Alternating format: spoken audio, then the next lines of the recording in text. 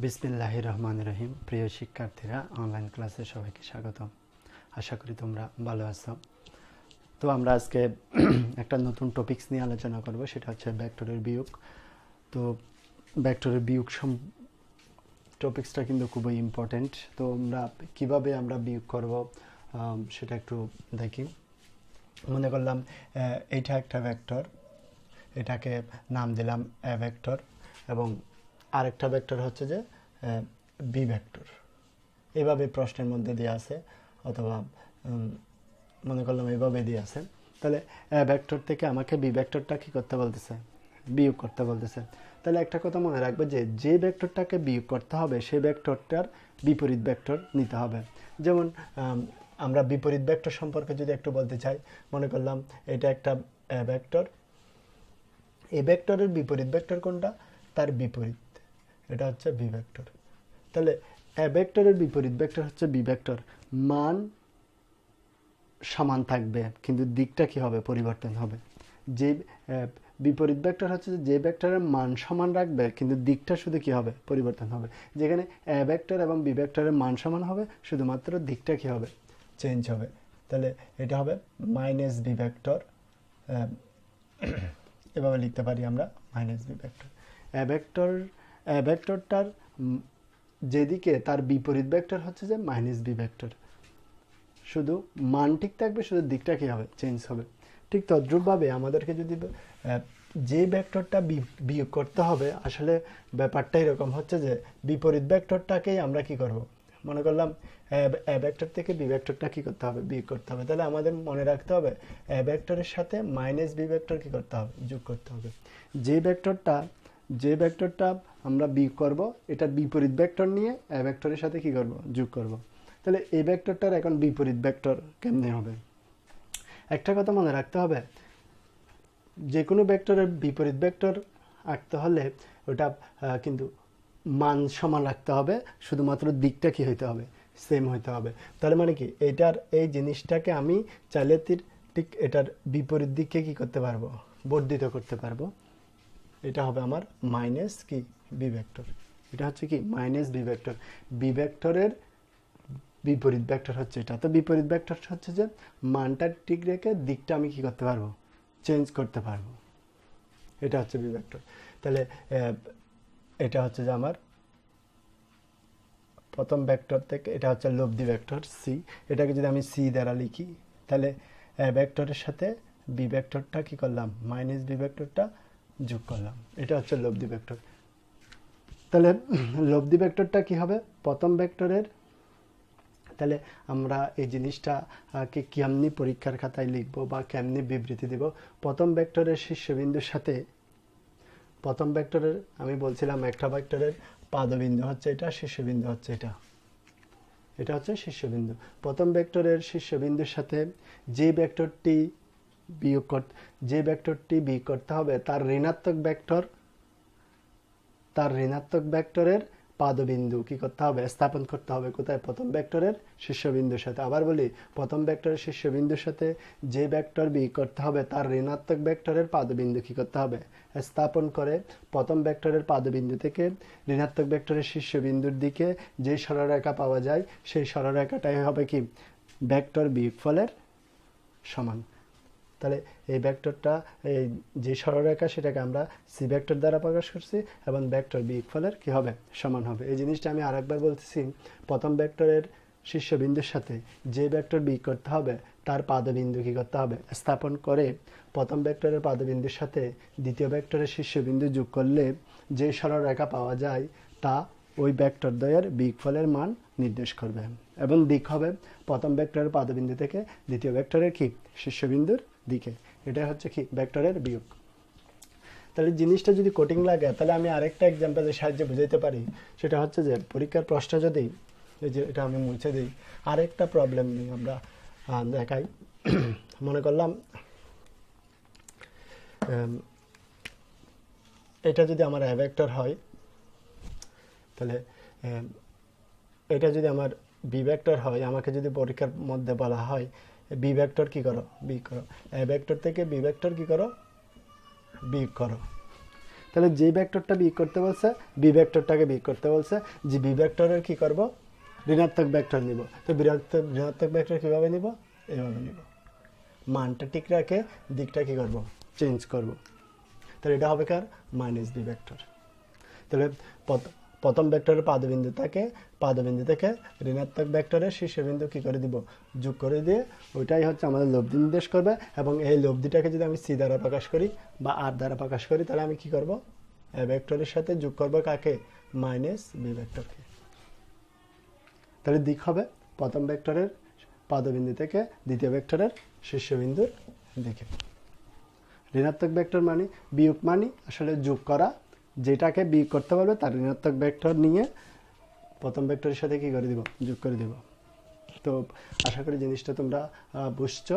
তাহলে আমি এটাকে কেমনি বিবৃতি দিব, প্রথম ভেক্টরের শীর্ষবিন্দুর সাথে ঋণাত্মক ভেক্টরের পাদবিন্দু স্থাপন করে প্রথম ভেক্টরের পাদবিন্দু থেকে ঋণাত্মক ভেক্টরের শীর্ষবিন্দু যোগ করলে যে সরলরেখা পাওয়া যায় তা ওই ভেক্টর দ্বয়ের বিয়োগফলের মান নির্দেশ করে, এবং এটার দিক হবে প্রথম ভেক্টরের পাদবিন্দু থেকে শেষ ভেক্টরের শীর্ষবিন্দুর দিকে। এখন আরেকটা গুরুত্বপূর্ণ টপিকস নিয়ে আলোচনা করব, সেটা হচ্ছে আপেক্ষিক বেগ। আপেক্ষিক বেগ নিয়ে বিভিন্ন জনের বিভিন্ন সমস্যা থাকে আসলে, তো জিনিসটা একটু ভালো করে বুঝে নিবে। আপেক্ষিক বেগটা দিয়ে, আপেক্ষিক কথাটার অর্থ হচ্ছে একজনের সাপেক্ষে, একটা বস্তুর সাপেক্ষে আরেকটা বস্তুর বেগের তুলনা করা। আপেক্ষিকতা কথাটার অর্থ হচ্ছে তুলনা করা, এক বস্তুর সাপেক্ষে, এক ব্যক্তির সাপেক্ষে আরেক ব্যক্তি বা বস্তুর কি তুলনা করা। যেমন আমরা যদি বলি এদিকে একটা বস্তু গতিশীল, 5 কেজি ভরের একটা বস্তু গতিশীল মনে করলাম, একটা বস্তু এ বস্তু এটার বেগ হচ্ছে 5 মিটার পার সেকেন্ড, এটা এদিকে গতিশীল। আরেকটা বস্তু তা বি বস্তু এটা মনে করলাম 10 মিটার পার সেকেন্ড বেগে এদিকে কি গতিশীল। তাহলে আমরা এটা দুইভাবে বলতে পারি, একটা হচ্ছে যে এ বস্তুর সাপেক্ষে বি বস্তুর বেগ, অথবা বি বস্তুর সাপেক্ষে এ বস্তুর বেগ। তাহলে এই দুইটা বস্তুর মধ্যে যদি আমি তুলনা করি, সেটাই হচ্ছে কি আপেক্ষিক বেগ। একটা বস্তুর সাপেক্ষে আরেকটা বস্তুর বেগের তুলনা করাকে কি বলা হয়, আপেক্ষিক বেগ বলা হয়। তো এখন যদি আমাদেরকে প্রশ্নের মধ্যে এ বস্তুর সাপেক্ষে বি বস্তুর বেগ নির্ণয় করো, এটা যদি হয়, তাহলে প্রশ্নটা হচ্ছে এ বস্তুর সাপেক্ষে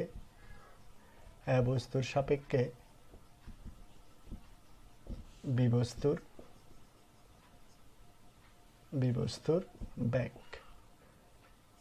বেগ কত। আপেক্ষিক বেগ বলতে সাপেক্ষে থাকলেই, এই সাপেক্ষে কথাটা থাকলেই মনে করতে হবে এটা কি আপেক্ষিক বেগ। সাপেক্ষে কথা, এ বস্তুর সাপেক্ষে বি বস্তুর বেগ কত। তাহলে যার সাপেক্ষে বের করতে বলবে তাকে আমরা কি করে দিব, বিয়োগ করে দিব। যার সাপেক্ষে, এ বস্তুর সাপেক্ষে বি বস্তুর বেগ কত। তাহলে বেগকে আমরা কি দ্বারা প্রকাশ করি, ভি দ্বারা প্রকাশ করি। কার সাপেক্ষে,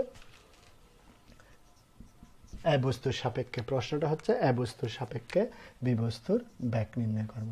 তাহলে যার সাপেক্ষে বলবে তাকে কি করে দিব, বিয়োগ করে দিব।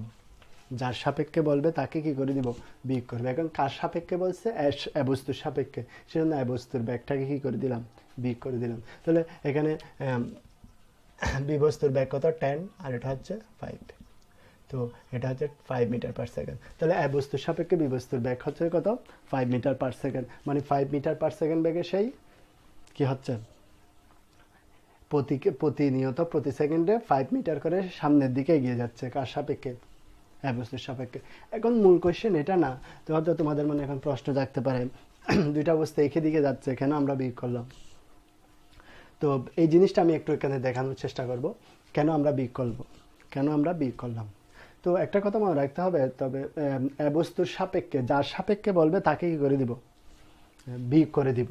যার সাপেক্ষে বলবো সেটাকে আমরা কি করে দিব, বিয়োগ, মানে ঋণাত্মক করে দিব। তাহলে এ ভেক্টরের দিকে বলে, তাহলে যেহেতু এর সাপেক্ষে বলছে, তাহলে এটাকে আমরা কি করে দিব, ঋণাত্মক ভেক্টর করে দিব বা বিপরীত করে দিব।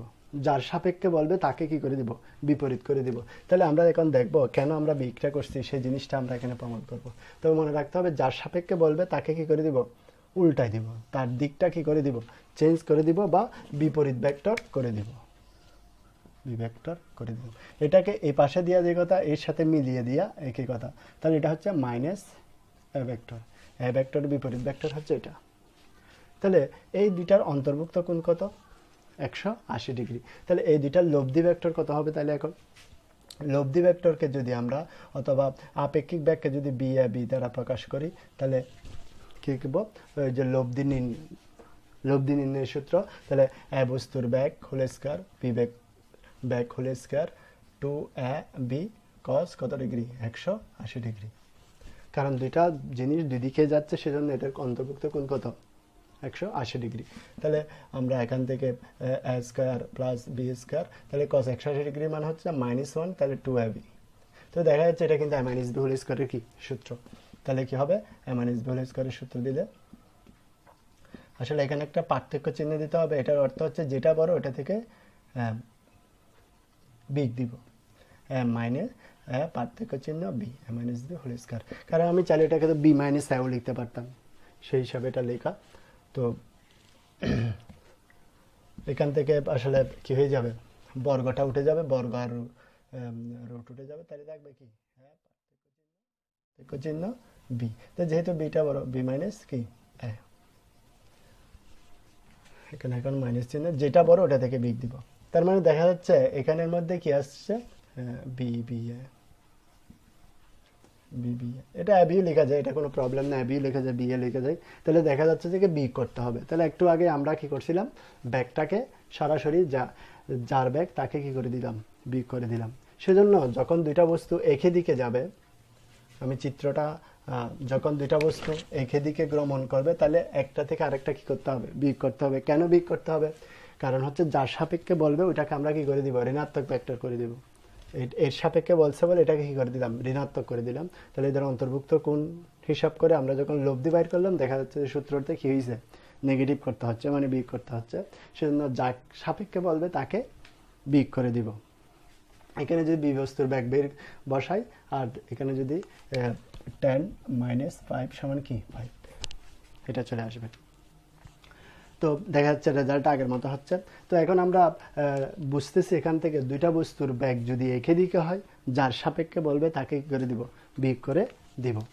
এখন যদি আমাদেরকে বলা হয় একই চিত্রের মধ্যে, একই প্রশ্নের মধ্যে, এখন যদি আমাকে বলা হয় বি বস্তুর সাপেক্ষে এ বস্তুর ব্যাগ, বি বস্তুর সাপেক্ষে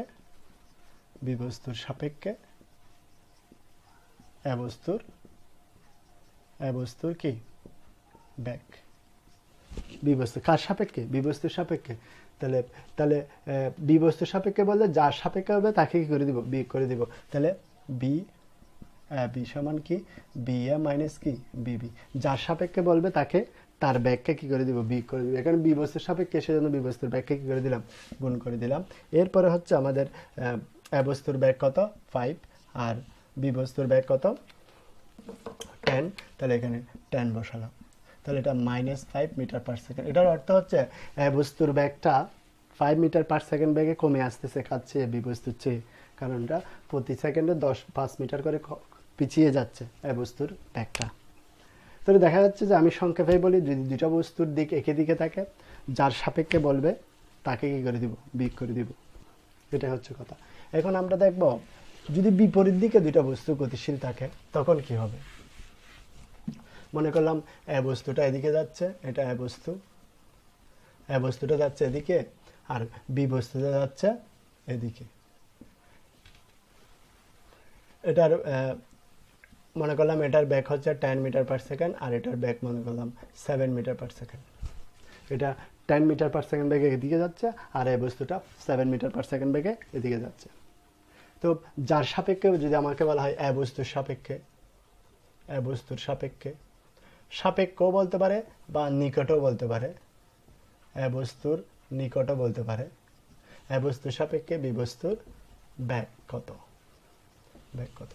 তো আমি আবার বলছি, তাহলে এ বস্তুর সাপেক্ষে যার সাপেক্ষে বলবে তাকে কি করে দিব?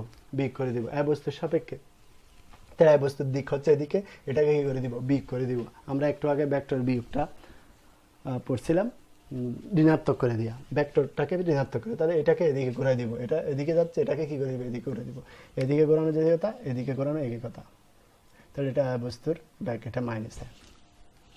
তো তাহলে এটা কি এখন দুইটাই দিক কোন দিকে, একই দিকে, দুইটার দিক যদি একই দিকে হয় তাহলে এটার লব্ধি ব্যাক কি হবে, অন্তর্ভুক্ত কোণ কত, 0 ডিগ্রি, কারণ দুইটা জিনিস একই দিকে যাওয়া মানে সমান্তরালে যাওয়া, সমান্তরালে যাওয়া মানে হচ্ছে এদের অন্তর্ভুক্ত কোণ কি হবে, 0 হবে। 2ab cos কত, 0, cos 0। তো cos যদি 0 হয় তাহলে এটা কি হবে, a প্লাস b হোল স্কয়ারের সূত্র, a প্লাস b হোল স্কয়ারের সূত্র হবে, তাহলে এটা হচ্ছে a প্লাস b। তার মানে বোঝা যাচ্ছে বিপরীত দিকে যদি দুটা বস্তু গমন করে তাদেরকে সোজাসুজি কি করে দিব, যোগ করে দিব, এবং যোগ করে দিলে এটার আনসার আসবে 7 + 3 সমান কত, 10 মিটার পার সেকেন্ড। তাহলে কি বোঝা যাচ্ছে, দুইটা বস্তুর দিক যদি বিপরীত দিকে হয় এদের আপেক্ষিক বেগ বের করতে বললে সব সময় কি করে দিব, যোগ করে দিব। আবার বলতেছি, একটা বস্তু যদি 7 মিটার পার সেকেন্ড বেগে এদিকে যায়, তাহলে আর বি বস্তু যদি 10 মিটার পার সেকেন্ড বেগে এদিকে যায়, তাহলে তারা কোন দিকে যাচ্ছে, বিপরীত দিকে যাচ্ছে। যদি বলা হয় বস্তুর সাপেক্ষে বি বস্তুর বেগ কত, তাহলে সরাসরি কি করে দিব, যোগ করে দিব, কারণ তারা দুটা বিপরীত দিকে যাচ্ছে। কেন যাচ্ছে তার ব্যাখ্যাটা আমি এখানে দিলাম। তো আমাকে যদি বি বস্তুর সাপেক্ষে এ বস্তুর বেগ বের করতে বলে, তাও কিন্তু রেজাল্টের কোনো কি হবে না, পরিবর্তন হবে না, কারণ যোগ করতে হচ্ছে। তো আশা করি তোমরা জিনিসটা বুঝছো। আপেক্ষিক বেগটা হচ্ছে যে একটা সাপেক্ষে, যার সাপেক্ষে করবো তাকে কি করে দিয়া, বিয়োগ করে দিয়া। তো কিভাবে করবো সেটা আমরা